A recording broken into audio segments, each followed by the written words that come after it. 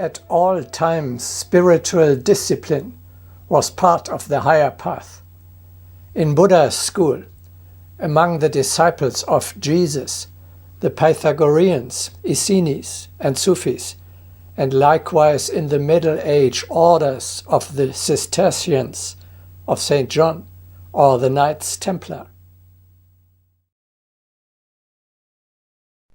Discipline is the beginning of everything.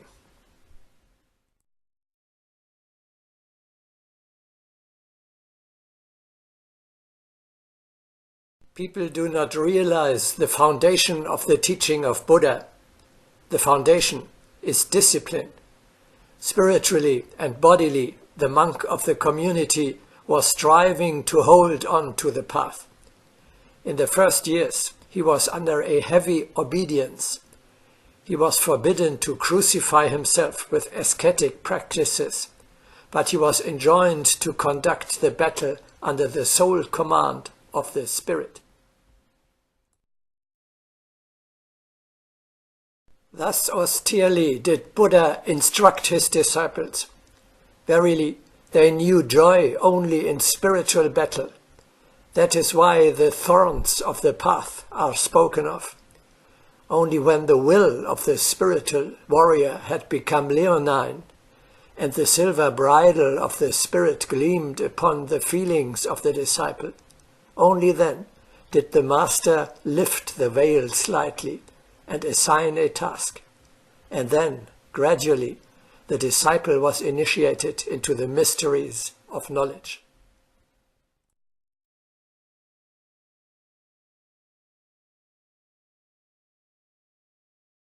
The path of the teaching is the same now as it was then. For coming closer and for the highest confidence, the very same foundations are necessary. Reverence for the hierarchy and discipline of spirit.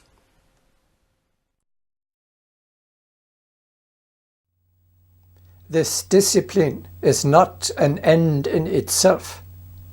It does not aim at enslaving you either.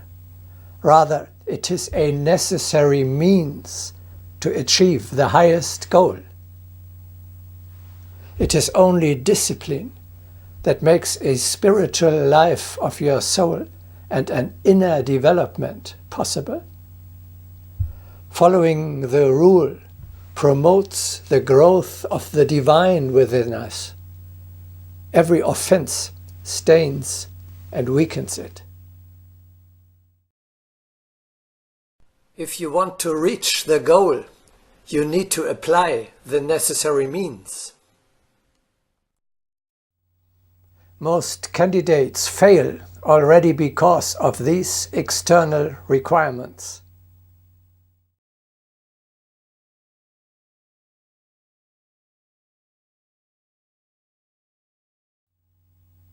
With your acceptance as a disciple, even if it is for trial only, the rule of the disciple applies to you immediately. If a man is content to continue life on such terms as worldly conditions offer, he is dependent upon worldly opinions. But if he continues in discipleship, he must be content to obey the laws of discipleship.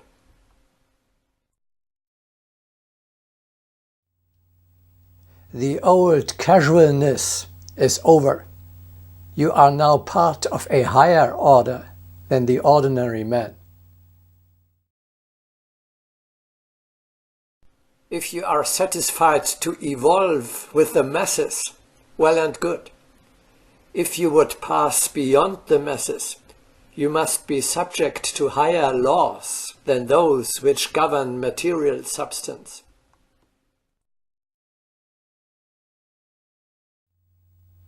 The law of the disciple consists of age-old habits that were essentially the same in all cultures and all religions. There are certain strict and inviolable rules for developing a disciple into an initiate, and each of these rules is simple in construction of form and as old as the stars and planets of the solar system.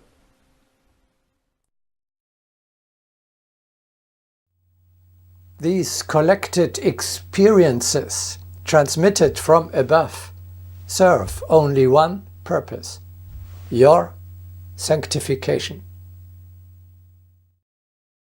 The rule of the first Christian order, the so-called rule of the angel, was given to Saint Pachomius by an angel with the words, "By following these habits, all flesh will be saved."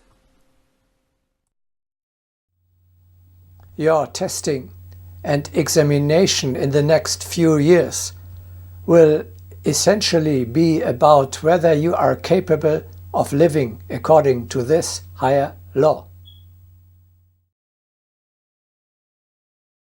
We may yet walk along the arduous path together, as you alone have to weave your destiny. We may yet meet, but if at all, it has to be along and on those adamantine rocks with which our occult rules surround us, never outside them. No, never can we pursue our further journey if hand in hand along that highway crowded thoroughfare which encircles them and on which spiritualists and mystics, prophets and seers elbow each other nowadays. The motley crowd of candidates may shout for the sesame to open. It never will, so long as they keep outside those rules. Those laws are the outcome of ages of wisdom.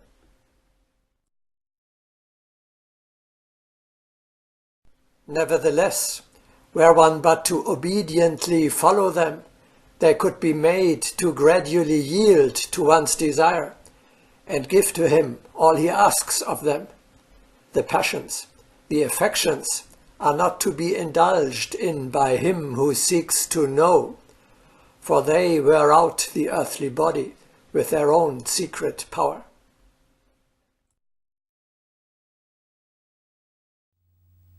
A complete change of your previous way of life is required if you want to go through the education of the disciple of a great master.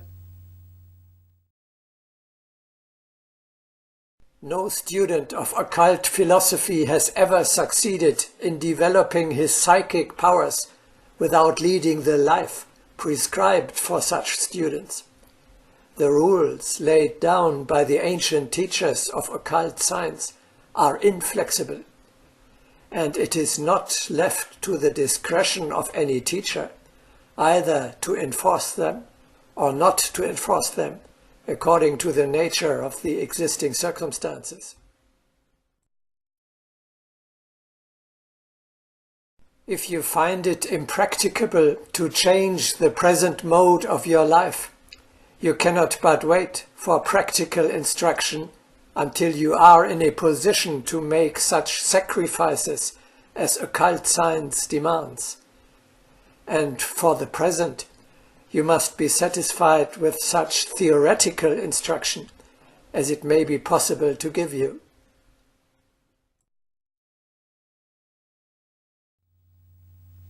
The requirements are so high also because the Mahatmas must prevent the misuse of knowledge or forces by unsuitable or even malicious applicants. The occult science is not one in which secrets can be communicated of a sudden by a written or even verbal communication. If so, all the brothers should have to do would be to publish a handbook of the art, which might be taught in schools, as grammar is.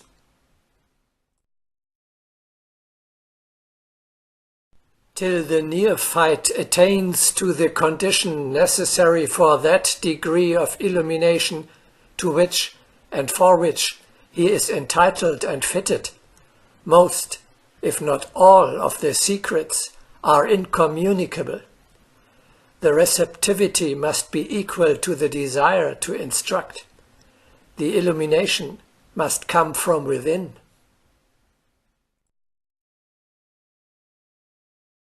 Till then, no hocus pocus of incantations or mummery of appliances, no metaphysical lectures or discussions, no self-imposed penance can give it. All these are but means to an end, and all we can do is to direct the use of such means as have been empirically found by the experience of ages to conduce to the required object. And this was and has been no secret for thousands of years. Fasting, meditation, chastity of thought, word and deed, silence for certain periods of time to enable nature herself to speak to him who comes to her for information, government of the animal passions and impulses. Utter unselfishness of intention, the use of certain incense and fumigations for physiological purposes have been published as the means since the days of Plato and Iamblichus in the West, and since the far earlier times of our Indian rishis.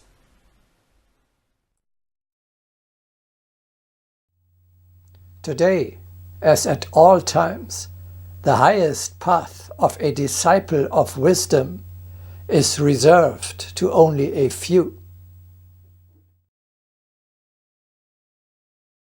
Many are called, but few are chosen.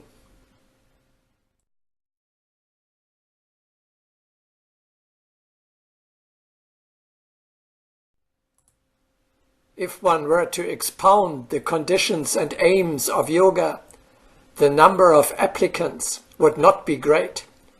For them the renunciation of selfhood would be dreadful. Such a way of life, with the assumption of all the burdens of surrounding imperfections, will not be pleasant to many.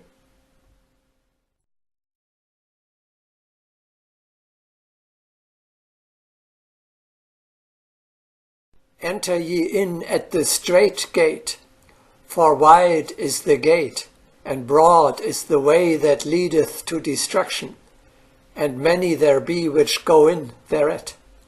Because strait is the gate, and narrow is the way which leadeth unto life, and few there be that find it.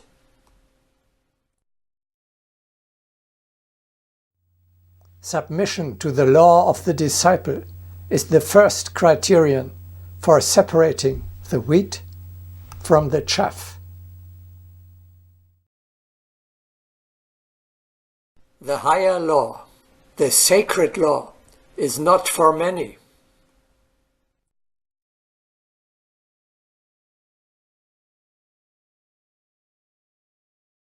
The higher paths lead to the summit. The common highway does not lead to the holy mountain.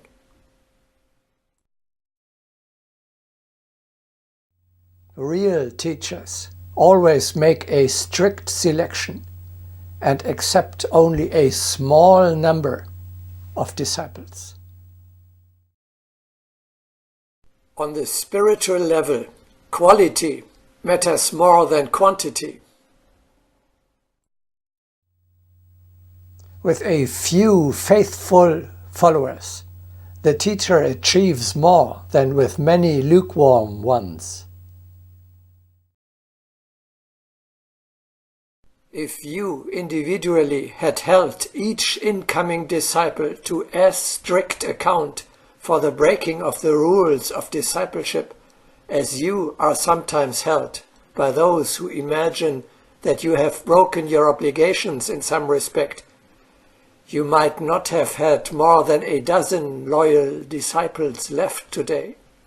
But that dozen would be so fitted by interior and exterior development as to have been able to hold any position in the temple work satisfactorily to us.